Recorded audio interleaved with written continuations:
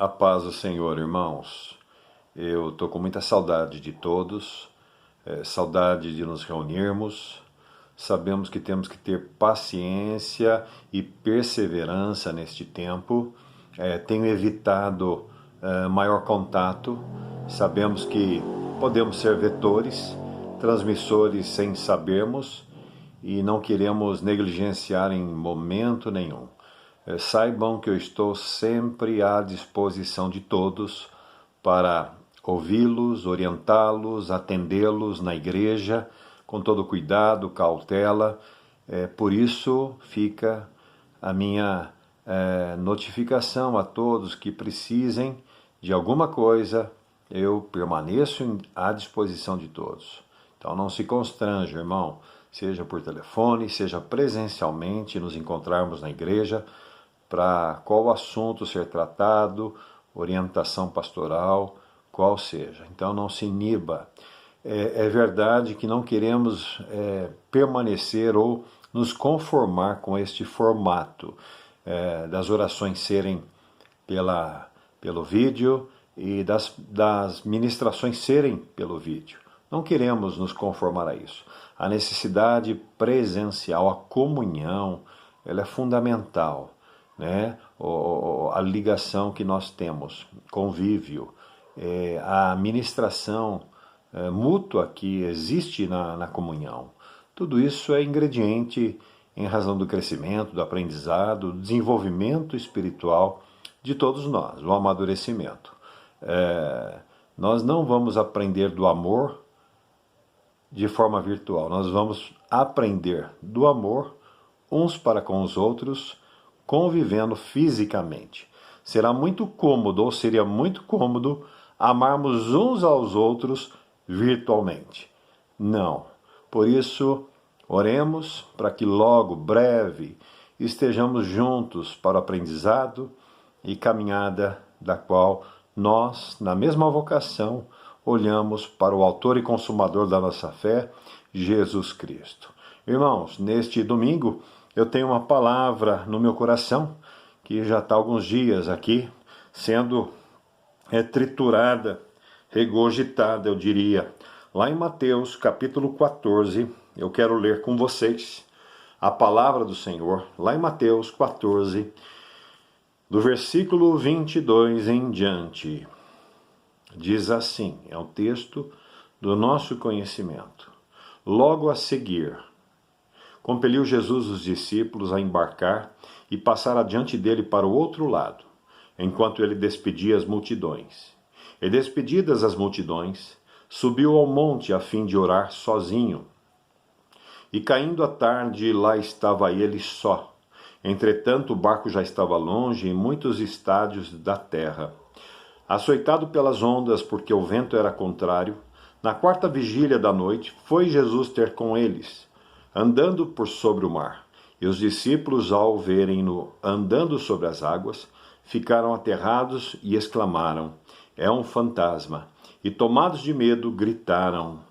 Mas Jesus imediatamente lhes disse, tende bom ânimo, sou eu, não temais. Respondendo-lhe Pedro, disse, se és tu, Senhor, manda-me ir ter contigo por sobre as águas. E ele disse, vem. E Pedro, descendo do barco, andou por sobre as águas e foi ter com Jesus. Reparando, porém, na força do vento, teve medo. E começando a submergir, afundar, gritou, salva-me, Senhor.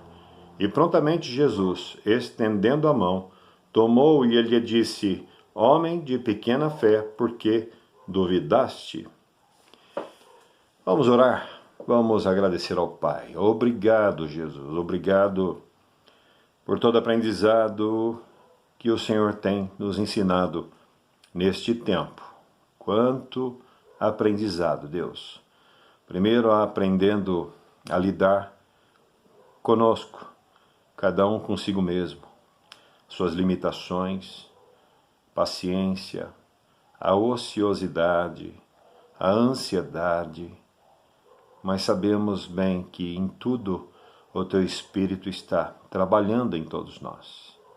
Deus, visita a cada um que nos ouve neste dia. Toca, Deus, renova.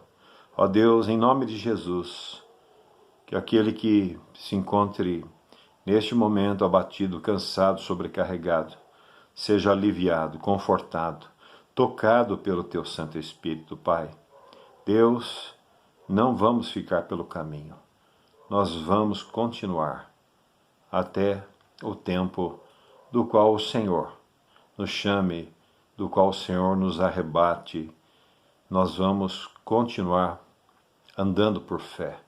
Não somos aqueles que retrocedem, que não cedemos a nada, que não permitamos ser corrompidos por nada, mas que o nosso coração se encha da Tua presença, da alegria do Senhor, que é a nossa força, que o Senhor visite a cada um, renove a cada um, Pai, em nome de Jesus, e que esta palavra, neste dia, toque advertindo, encorajando, estimulando, despertando a continuidade, a fé em Ti, Senhor. Obrigado pelo privilégio. Me sinto privilegiado de estar com os irmãos, de estar logo em breve também de volta à comunhão. Que ninguém pense o contrário, mas que nós oremos por todos, por esta nação, pelo mundo todo. Sabemos que a oração tem poder. Ela é o instrumento que o Senhor nos dá para rogarmos a Ti, ao Deus Todo-Poderoso. Usufruamos desta ferramenta poderosa. Obrigado, Senhor, por este dia. Abençoe o domingo de todos. Fala o nosso coração pelo Teu Espírito Santo. Em nome de Jesus. Amém. Esse texto, Jesus anda por sobre o mar. Esse texto se assemelha muito àquele outro texto que os discípulos de Jesus estão no barco, em meio ao mar revolto, a uma tempestade também. Mas naquela ocasião Jesus está ali adormecido no barco. E os discípulos o despertam para que ele faça algo, para que ele interrompa, para que ele mude aquela história. E nós conhecemos o texto, que ele faz cessar toda tempestade. Esse texto que nós lemos vem após a multiplicação dos pães e peixes, 5 pães e 2 peixes. Saiba você que a multiplicação dos pães e peixes é o único milagre que está nos 4 evangelhos. É o único milagre de Jesus que vai constar em todos os 4 evangelhos.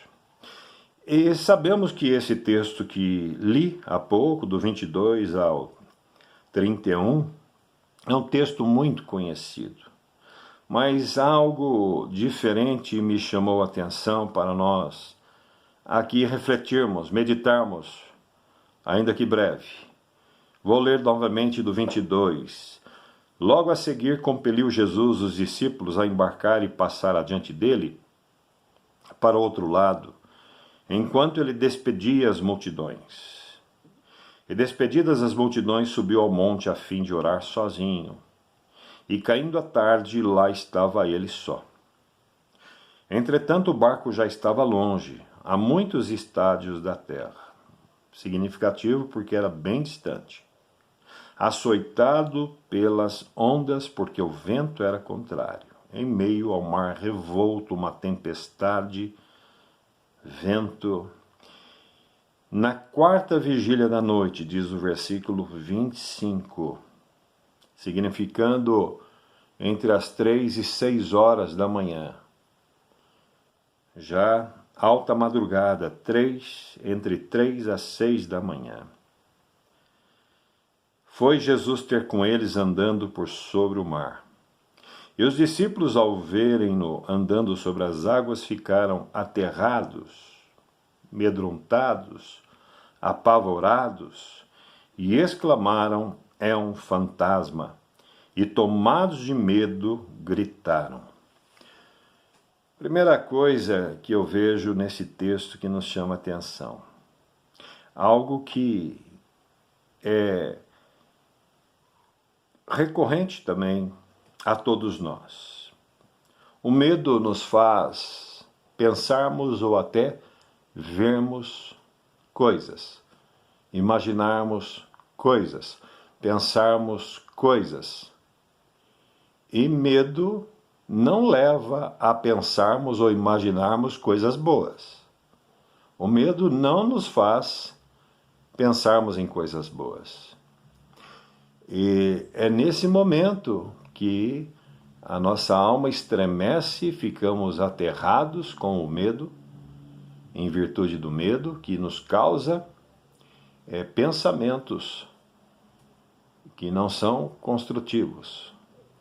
São, muitas vezes, aterradores.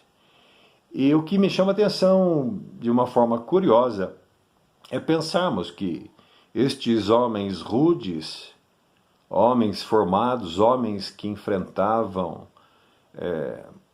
já com muita constância, a vida deles era o mar, era viver em perigos, era um trabalho duro, difícil, árduo.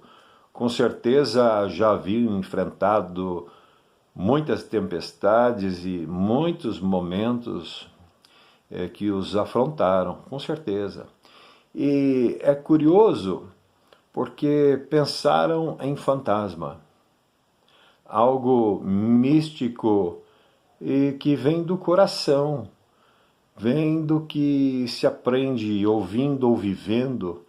Eu perguntaria, quem de nós que na infância não brincou de assustar aos outros, apagar a luz do quarto e fazer barulho,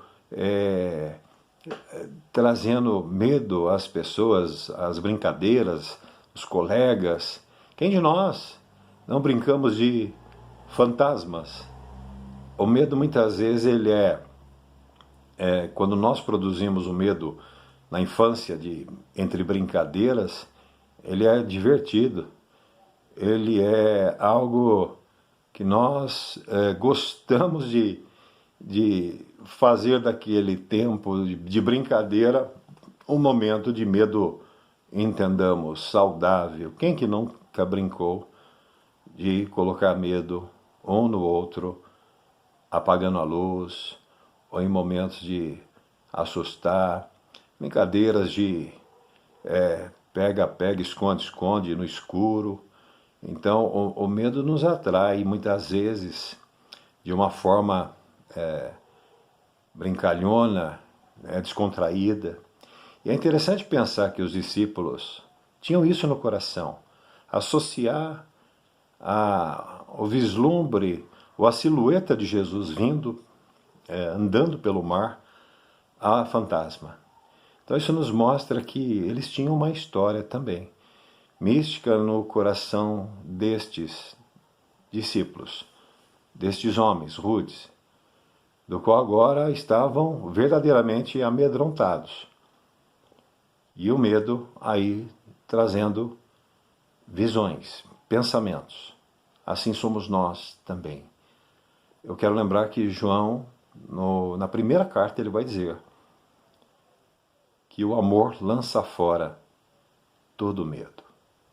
A nossa vida com o Senhor, o amor dele por nós, nos tira desta disposição ao medo, nos prontifica para sermos confortados pelo amor de Deus.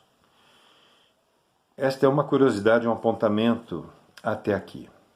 Mas o que eu quero trazer de mensagem ainda está um pouquinho mais abaixo. Quando então no versículo 26 vai dizer: E os discípulos, ao verem-no andando sobre as águas, ficaram aterrados e exclamaram: É um fantasma, e tomados de medo, gritaram. Mas Jesus imediatamente lhes disse: Tende bom ânimo, sou eu, não temais. Respondendo-lhe Pedro, disse: Se és tu, Senhor, manda-me ir ter contigo por sobre as águas. E ele disse: Vem. E Pedro, descendo do barco, andou por sobre as águas e foi ter com Jesus. Reparando, porém, na força do vento, teve medo e, começando a submergir, gritou: Salva-me, Senhor. É aqui que eu quero trazer uma mensagem que falou muito ao meu coração. Neste texto, eu entendo algo muito interessante, que Pedro, de fato, não iria poder permanecer andando sobre as águas. Permanecer andando sobre as águas contraria a nossa condição, a nossa natureza, a nossa limitação. Deus sabe quem somos. E nós não conseguimos permanecer andando sobre as águas. Não conseguimos ser constantes. Em dado momento, submergimos. Eu entendo que muitas vezes afundamos. Isso chega a ser recorrente nas nossas vidas. Este texto me levou a entender que Pedro não poderia, de fato, permanecer sobre as águas. Aqui este texto retrata muito claramente a nossa condição humana, de natureza, predisposta ao pecado, a nossa limitação. Imagine você se Pedro jamais voltasse a afundar, a submergir. Ele ia se sentir o cara, ele ia se sentir superior. O perigo de uma autonomia, de uma independência, de sentir-se o cara espiritual, que não afunda, que é constante, que consegue andar sobre as águas. É interessante refletirmos sobre isto. O texto fala que ele tira os olhos de Jesus porque ele começa a reparar no vento. Perceba que, na verdade, a tempestade continuava, o vento nunca mudou. Quem mudou foi Pedro, a posição dele de tirar os olhos de Jesus e reparar no vento. As tempestades nunca mudam, elas são constantes das nossas vidas. Na verdade, somos nós que mudamos. E Pedro não ia permanecer constante. Nenhum de nós conseguimos ser constantes. Por isso, nós podemos entender nesta breve meditação que há dias que nós estamos voando espiritualmente, há dias que nós estamos inabaláveis, há dias que nós somos bam espiritual. É uma verdade. Mas logo em seguida, nós submergimos, afundamos. Eu quero com isto, com esta mensagem, lembrá-los e recordá-los e recobrá-los que Deus, sabedor da nossa condição, da nossa limitação, da nossa natureza, por isso Ele mandou a sua graça. Deus não é o Deus que nos descarta. Deus não é o Deus que aponta o dedo em riste e nos acusa. Deus não é o Deus que, quando afundamos, diz para nós: você não tem mais jeito. Deus não faz isso. Você não pode permanecer achando que não tem mais jeito, achando que, novamente por ter afundado, você não serve mais, você não presta mais. Deus não nos marginaliza. Ele é o Deus, a exemplo do filho pródigo, que anseia para que estejamos sempre junto ao Pai. Ele nos recebe. Ele é o motivo da nossa memória positiva, a relação com Deus. a relação que nós temos com o Senhor, a vida com Ele. Ele é um Deus que nos ama, é um Deus que jamais vai nos deixar à margem do caminho. É interessante pensarmos nesta mensagem, porque Ele envia a sua graça. Olhe comigo no versículo 31. E prontamente Jesus, estendendo a mão, tomou-lhe e disse: Homem de pequena fé, por que duvidaste? Mas eu quero reler. E prontamente Jesus, estendendo a mão. Eu quero dizer para você que não há mão igual a de Jesus, que se estende aonde você está prostrado. A mão dele estende a você para te levantar, para te recobrar. A mão de Jesus não é uma mão que nos coloca mais para baixo, que nos afunda. Pelo contrário, ele estende a mão para recobrar o homem, para resgatar o homem, para trazer de novo ou de volta a mim e a você. Eu entendo que graça só é graça porque nós não íamos acertar em tudo. Graça é graça porque nós não conseguimos ser constantes. Graça, ela só é graça porque a nossa condição não nos permite sermos completos. Aliás, a graça não é um complemento. A graça nos faz por inteiros, justos, não sendo nós, em nós mesmos, perfeitos. Ela nos faz perfeitos, justos diante de Deus, sendo quem nós somos na nossa condição. Por isso, a mão do Senhor, ela se estende a você que nos ouve. Ela se estende a você que afundou mais uma vez. Ela se estende a você que acha que não tem mais jeito. Ela se estende a você que se sente desmoralizado, acusado. O Senhor não te acusa. O Senhor não te desmoraliza. Ele estende as suas mãos de misericórdia, de graça, para te levantar, para te aprumar, para te firmar, para você estar novamente no caminho do Senhor. Eu quero deixar essa mensagem para você. Que Deus toque profundamente a tua vida. Assim como esta palavra falou claramente a mim, que nós não somos constantes. Que Pedro não ia poder continuar andando sobre as águas, porque contraria a graça. Eu quero orar com você.